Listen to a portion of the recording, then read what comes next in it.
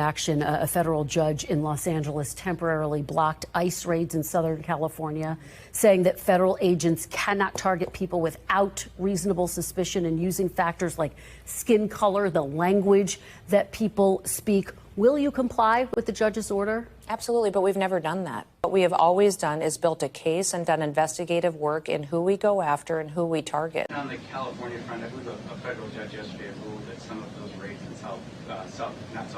yeah, he's an idiot. I mean, he's frankly an idiot. We have all the right in the world to go out on the streets and to uphold the law and to do what we're going to do. So none of our operations are going to change. And we're going to appeal it and we're going to win. Just to follow up, though, before the appeal, you said you're going to continue those operations?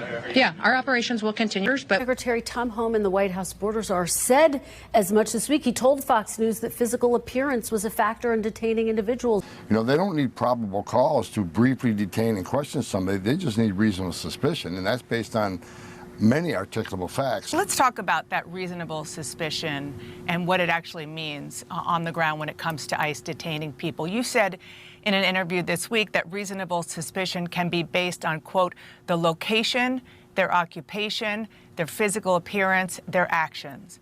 What about an individual's physical appearance would give immigration agents, quote, reasonable suspicion that they might be in the U.S. illegally? As I said in an interview, it's articulable facts with an S.